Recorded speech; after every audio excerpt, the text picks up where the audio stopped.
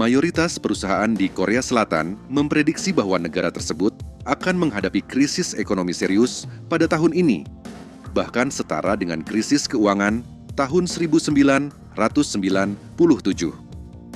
Hal ini terungkap dari survei yang dilakukan oleh Korea Employers Federation terhadap 508 perusahaan dengan 50 karyawan atau lebih.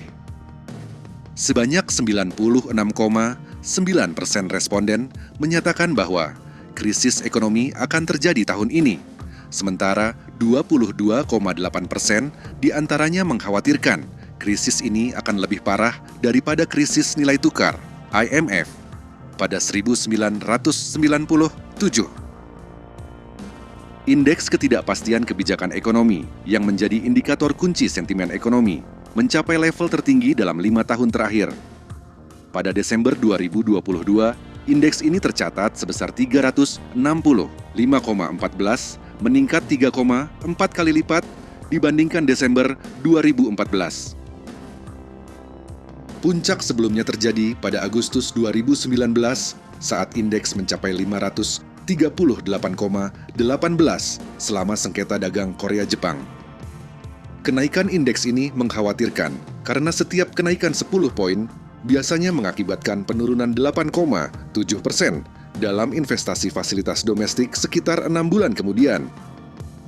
Badan Statistik Korea melaporkan bahwa investasi fasilitas pada Januari 2023 mengalami penurunan sebesar 14,2% dibandingkan Desember 2022.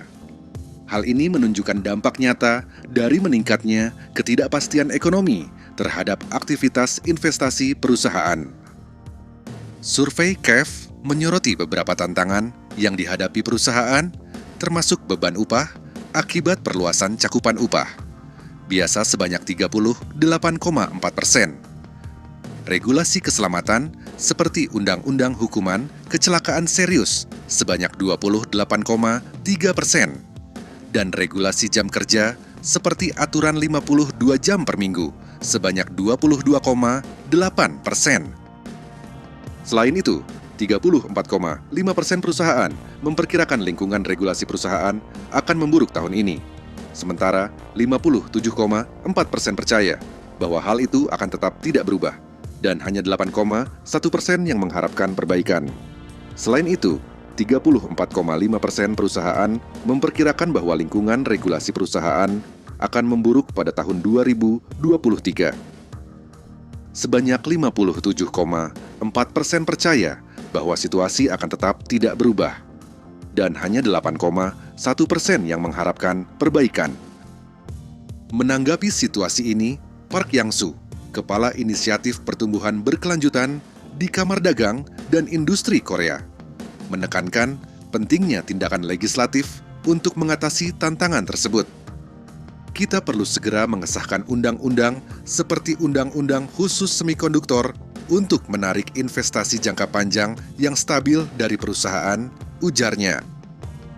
Laporan SGI yang berjudul Dampak Ketidakpastian Kebijakan Ekonomi Terhadap Investasi dan Implikasinya memproyeksikan penurunan signifikan dalam investasi fasilitas pada paruh pertama tahun 2023.